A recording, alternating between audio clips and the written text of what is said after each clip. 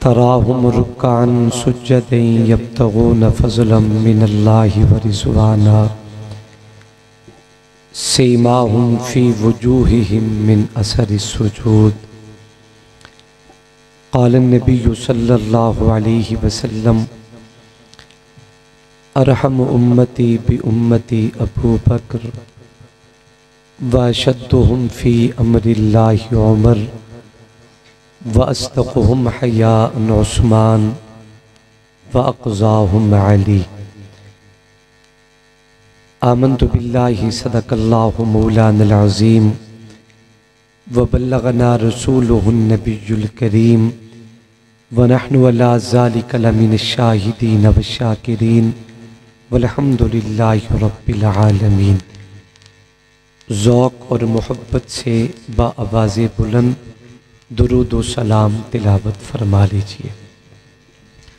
अल्लाहुम्म सल्लि अला मुहम्मद व अला आलि मुहम्मद कमा सल्लैता अला इब्राहीम व अला आलि इब्राहीम इन्नका हमीदुम मजीद। अल्लाहुम्म बारिक अला मुहम्मद व अला आलि मुहम्मद कमा बारकता अला इब्राहीम व अला आलि इब्राहीम इन्नका हमीदुम मजीद।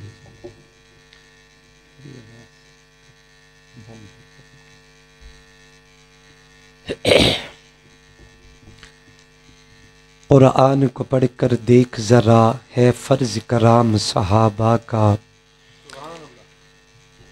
नबियों के बाद इस दुनिया में आला है मकाम सहाबा का।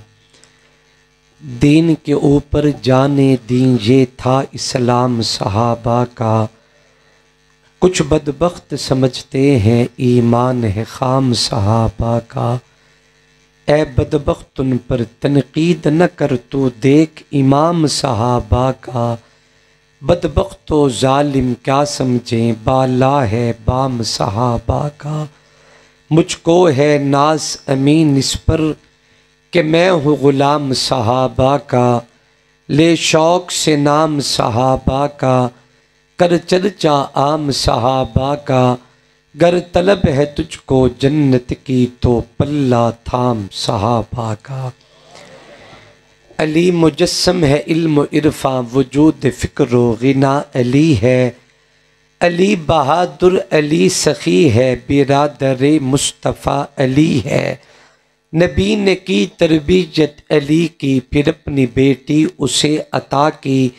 जिसे किया मुंतखब नबी ने वो गौहरे बेबहा अली है। जिसे अली से न प्यार होगा नबी न उस पर शफीक होंगे। अली है नूरे नज़र हमारा हमारे दिल की ज़िया अली है। ग़ुलाम हूँ चार यार का मैं मुझे हर एक से मोहब्बत। मेरा अबू बकर मेरा फ़ारूक मेरा उस्मान मेरा अली है। ये दबने वाला ये डरने वाला कोई और ही होगा अली तुम्हारा। अली हमारा वही अली है अमीन जो शेर खुदा अली है। ए रब करीम अपने करीमान करम से इस कौम को फिर शौकत सिद्दीक़ उमर दे। अपनों के लिए दिल उस्मान अता कर गैरों से निमट ना हो तो है दर का जिक्र दे। इंतहाई वाजिबुल एहतराम काबिल सत्ताज़ीम व तकरीम अकाबिर उलमाए किराम बुज़ुर्गों दोस्तों और भाइयों अस्सलामु अलैकुम व रहमतुल्लाहि व बरकातुहू। मैं नहीं समझता कि आप क्यों नाराज़ बैठे हैं, हालांकि आपका मुक़द्दर आपके सामने मौजूद है, एडवांस मौजूद है। फिर भी आपकी नाराज़गी और ना बोलना ये मुझे समझ में नहीं आ रहा। शायद कि एक गलती एक मिस्टेक हमसे हुई है। हमने यूं रिस्क रखने की बजाय यूं रखना था ताकि उठ के आने और जाने में भी आसानी रहती और आपके बोलने में भी आसानी होती। ये जड़ा इंज है ना, एक तो ये बोलन नहीं देंदा, इस वास्ते कि दुनिया का दस्तूर है वे जेड़ा रजिया होवे वो नहीं बोलता। पता नहीं मैं की कह रहा। हाँ वाकई वाकई। और दूसरा, आपके मेहमान जो स्टेज पे बार बार आ रहे हैं अपने अपने वक़्त पे, उनके लिए आपका उनकी खिदमत में आना और जाना, चूंकि ये आपकी मोहब्बत से आते हैं ना, उसके सामने भी ये रुकावट है। बहरहाल जो हुआ अच्छा हुआ हमारे सर आंखों पे। मेरे मालिक ने चाहा तो अगले साल इंशाअल्लाह हम यूं नहीं करेंगे, यूं करेंगे। ठीक है। सबसे पहले मैं इस खूबसूरत सेमिनार के इनेकाद करने पे यहाँ के तमाम जिम्मेदारान और नौजवान दोस्तों का शुक्रिया अदा करते हुए उन्हें मुबारकबाद पेश करता हूँ, जिनकी शब रोज़ की काविश और मेहनत का सिला है कि मैं और आप सारे हजरात इस मकाम पे जमा हैं। अल्लाह करीम हम सब की हाज़िरी अपनी दरबार में कबूल व मंजूर फरमाए। हम सब के मखदूम, हमारे शहर की जीनत, अकाबिर व सलाफ के इल्म फ़ज़ल, शरीयत व तरीक़त के अमीन हज़रत अक़दस हज़रत मौलाना अल्लामा फ़िदाउर रहमान साहिब फ़ारूक़ी दामद फ़ियूज़ुहुम और दीगर उलमाए कराम स्टेज पे जलवगर हैं। अल्लाह करीम हमारे बुज़ुर्गों का साया हम सब के सरों पे तादेर सलामत रखे। हमारे बुज़ुर्गों में माजी करीब में एक बहुत बड़े ख़तीब और शायद के कह दूँ तो बेजानी इस दौर के मुजद्दिद खिताबत दुनिया, जिन्हें अल्लामा ज़ियाउल क़ासमी रहमतुल्लाह अलैह के नाम से याद करती है, वो एक जुमला फरमाया करते थे, आदमी 2 घंटे गुफ्तगू करे तब भी खुलासा वही होता है, और अगर 10 मिनट बात कर ली जाए तो फिर भी खुलासा वही होता है। एक सफ़र होता है 2 घंटे का, रूटीन का सफ़र 2 घंटे का, लेकिन अगर मौलाना इमरान मुआविया साहब खुद ड्राइव करें और वो 2 घंटे का सफ़र वो 40 मिनट में तय कर लें, तो मकसद तो मंजिल पे पहुंचना है ना। थोड़ा जैसे हालात दो, मैंने पता तो रोज़ा लगा बैठा है, शेर हाला दो, कोई नहीं गुजारा कर लांगे, टेंशन ना लो। हमने मंजिल पे पहुंचना है, उसके लिए 5 मिनट लगे या 10 मिनट या 15 मिनट, बहरहाल मैं आपका ज़्यादा वक़्त नहीं लूँगा। उम्मीद करता हूँ कि आप मोहब्बत और ज़ौक़ से मेरी गुफ्तगू सुनेंगे। अल्लाह हम सबको समझने की और अमल की तौफ़ीक़ अता फ़रमाए। हमारे बुज़ुर्गों में एक बहुत बड़े कलंदर गुज़रे हैं, उनका एक जुमला नकल करके मैं अपनी बात अर्ज करता हूं। फरमाया करते थे कि दुनिया में सेहतमंद होने के लिए तमाम बीमारियों से बचना जरूरी है। मेरी बात समझ रहे हैं?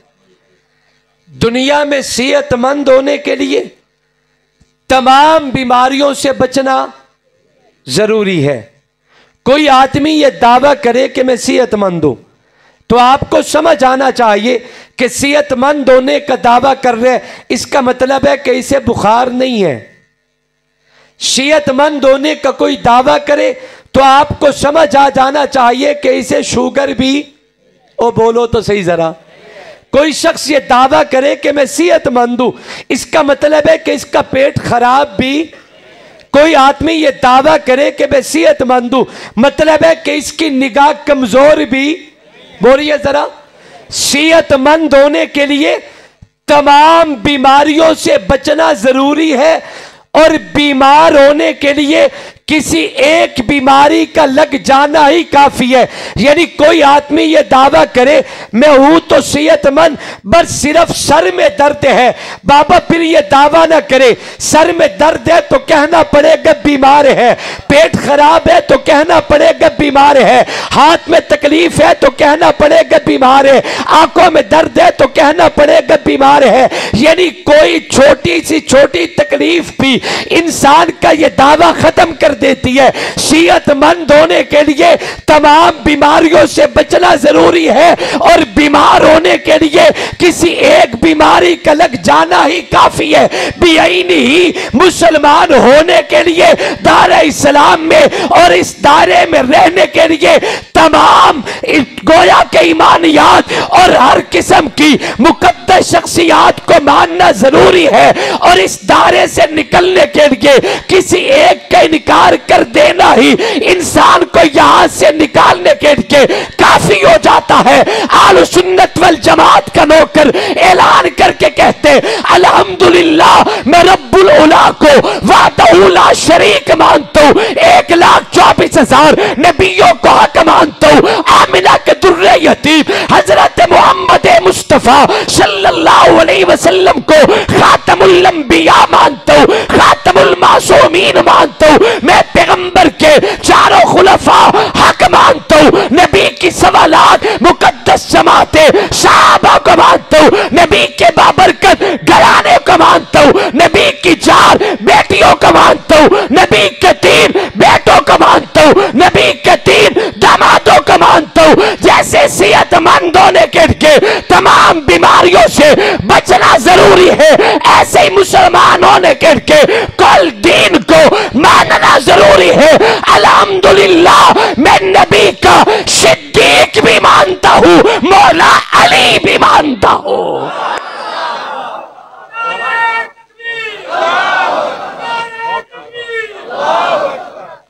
हमारे अंदर इनकार नहीं है किसी शख्सियत का, किसी बाबरकत जात का इनकार हमारे अंदर नहीं है। मेरे आका ने अपने यारा निशाना उन्हें वंड वंड के दिती जिमें रब ने मुहम्मद दे यारा निशाना वंड वंड के अता। थोड़ी सी तवज्जो रखें, तुसी जितना भी गुफ्तगू सुनन दे विच महव हो जाओ, मोहब्बत चा जाओ, इंशाअल्लाह मैं तुहाडी इफ्तारी करास नहीं होने देंदा।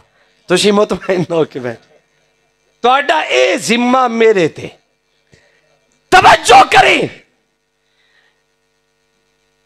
रब ने भी मुस्तफा के यारों को शान जुदा जुदा दी हैं। मेरे कुरान मजीद की जिस आयत मुबारका का सहारा लिया, अल्लाह ने इस एक आयत में अपने आखिरी और लाडले प्यारे नबी को भी बयान किया, नबी के 4 यारों को भी बयान किया। जिस हदीस पाक का जिक्र किया वो कलाम मुस्तफा का है, शान नबी के यारों की है।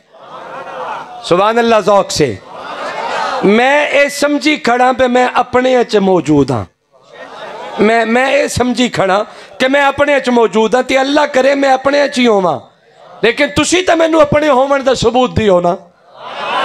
थोड़ा सा ज़ौक से बोलो और जरा मोहब्बत से बोलो। अब तफसीलात का चूंकि वक्त नहीं, मैं पाक नबी का एक फरमान तिलावत कर चुका हूं। मेरे आका फरमाते अरहम उम्मती बी उम्मती अबू बकर, मेरी उम्मत में से मेरी पूरी उम्मत पर रहम करने वाला अबू बकर है। कौन है? दरमियान का हिस्सा छोड़ के थोड़ा आगे चलते हैं चूंकि वक्त इजाजत नहीं दे रहा।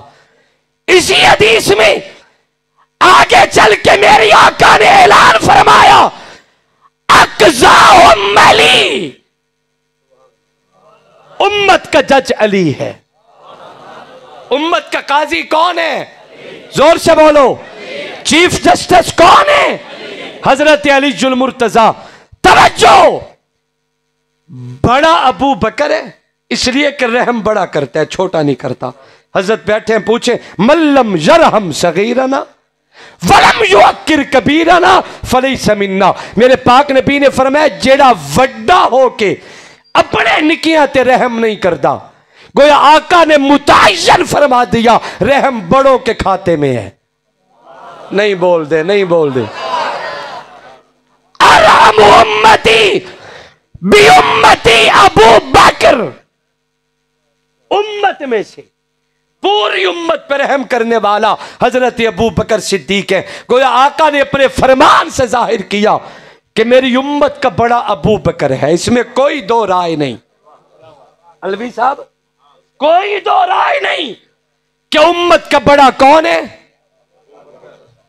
आगे चल के आका फरमाते अक़ज़ाहुम अली, उम्मत के जज अली हैं। मैं आपसे एक सवाल करता हूं, मुझे जवाब दीजिए, बादशाह बड़ा होता है या जज बड़ा होता है? जोर से बोलो, जोर से बोलो। लेकिन जज की अदालत में तो बादशाह भी यूं खड़े होते हैं। और आप कह रहे हैं बड़ा बादशाह होता है, तो जेड़ा वड्डा होवे वो इंज तो नहीं हुंदा। मैं मसला समझा रहा हूं, तवज्जो करें। आपने ठीक कहा कि बादशाह बड़ा होता है, मगर बादशाह और जज का मनसब जुदा जुदा है। पूरी रियासत जिसकी पॉलिसियों की पाबंद ठहरे उसे बादशाह कहते हैं। बादशाह बमाना वजीर आजम, हमारी लैंग्वेज में बादशाह बमाना वजीर आजम। मगर बादशाह जिसके हुक्म का पाबंद हो, जिसके फैसलों का पाबंद हो, उसे चीफ जस्टिस कहा जाता है। यही वजह है कि जब तक अदालत उस्मा का साथ है तब तक बादशाह है। जब तक अदालत उस्मा का साथ है तब तक बादशाह है। और अगर अदालत उस्मा का हाथ उठ जाए तो फिर बादशाह बादशाह रह सकता? जोर से बोलो, जोर से बोलो। एक रात के लिए भी बादशाह अपने मनसब पे ठहर नहीं सकता। अगर जज का हाथ उठ जाए, अदालत का हाथ उठ जाए। मैं इस पर एक मिसाल अर्ज करता हूं। ये अभी इलेक्शन हुए, हुकूमत बनी, हमारे वजीर आजम साहब है जनाब मियां शहबाज शरीफ साहब, अल्लाह उन्हें जिंदगी दे, आमीन कह दो। अल्लाह करे शाला खैर दा वक्त अग्गा टुरे।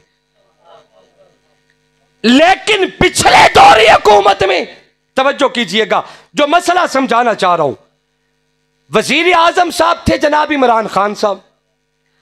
3-3.25 साल तक वो वजीर आजम रहे, लेकिन उन्हें उस वक्त घर जाना पड़ा जब अदालत का फैसला उनके खिलाफ आया। और वो घर गए या नहीं? उनकी जगह पे मियां शहबाज शरीफ साहब आए, उन्हें घर जाना पड़ा। क्यों? इसलिए कि अदालत का फैसला उनके खिलाफ आया। ठीक हो या गलत हो, हमें इससे कोई सरोकार नहीं। मैं समझाना यह चाहता हूं कि पूरी रियासत बादशाह की पाबंद है, लेकिन बादशाह जिसके हुक्म का पाबंद हो उसे चीफ जस्टिस कहते हैं। 13 की हुकूमत में मियां नवाज शरीफ साहब वजीर आजम थे, तकरीबन को 3 साल वो भी रहे। उनकी जगह पे शाहिद खाकान अब्बासी साहब को लाया गया। उन्हें घर तब जाना पड़ा जब अदालत का फैसला उनके खिलाफ आया। मेरी बात समझ में आ रही? 8 की हुकूमत में वक्त के वजीर आजम जनाब सैयद यूसुफ रजा गिलानी थे, को 3-3.5 साल वो भी रहे। उन्हें भी घर जाना पड़ा। उनकी जगह पे जनाब परवेज अशरफ साहब को वजीर आजम चुना गया। क्यों? इसलिए कि अदालत का फैसला उनके खिलाफ आया। एक मसला समझ आया कि जब तक अदालत का साथ है तब तक बादशाह है, और अगर अदालत का साथ ना हो तो एक रात के लिए भी बादशाह अपने मनसब पे ठहर, जोर से बोलो, एक रात के लिए भी अपने मनसब पे ठहर नहीं सकता। अब जरा तवज्जो करें, मेरे आका ने फरमाया अक़ज़ाहुम अली, उम्मत का जज अली है। दौर अबू बकर का है, जज अली है। वक्त के बादशाह जनाब फारूक आज़म है, मगर जज अली मुर्तजा है। वक्त के बादशाह उस्मान गनी है, मगर जज हज़रत अली मुर्तजा है। मैं बाबा के दौलत जुमला कहता हूं, अगर अबू बकर हक नहीं थे, 2.5 साल तक सिद्दीक का मनसब इमारत पे बिठाने वाला कौन है? फैसला तो करने वाले अली थे। अगर उमर हक नहीं थे, 10 साल तक इमारत करके इन्हें कबूल किसने किया? जज अली है। 12 साल तक उस्मान गनी को इस मनसब पे बिठाने वाले कौन है? फैसल तो अली थे, जज तो अली थे। मैं बाबा के दौल कहता हूँ, अगर अबू बकर हक नहीं थे तो अली का फैसला सिद्दीक के खिलाफ लाओ। अगर उमर हक नहीं थे, अली का फैसला उमर के खिलाफ लाओ। अगर उस्मान हक नहीं थे, अली का फैसला उस्मान के खिलाफ लाओ। मगर मैं तो देखता हूँ 2.5 साल तक मुसल्ला नबुव्वत पे सिद्दीक नजर आते हैं, पीछे इमामत में नमाज पढ़ने वाले मदीना के काजी अली नजर आते हैं। 10 साल तक अपने हाथ पे बैजत लेने वाले फारूक नजर आते हैं, मगर उमर के हाथ पे बैजत का हाथ रखने वाले अली नजर आते हैं। 12 साल तक हजरत उस्मान गनी के मुशैर भी अली है, काजी भी अली है, जर्नैल भी अली है। अगर ये तीनों लोग हक नहीं थे तो अली का फैसला इनके खिलाफ लाओ। मैं बाबा के दौल कहता हूँ, अगर आज मेरी अदालत का फैसला बादशाह के खिलाफ आ जाए, बादशाह अदालत के एहतराम में चुप करके कुर्सी छोड़ के चला जाते। अगर सिद्दीक उमर उस्मान हक नहीं थे, अली का फैसला दिखाए। अगर फैसला उनके खिलाफ नहीं है बल्कि उनके हक में है, फिर मुझे कहने दीजिए सिद्दीक के हक में, उमर के हक में, उस्मान के हक में। ये उम्मत कल भी अली के साथ थी, ये उम्मत आज भी अली के साथ है।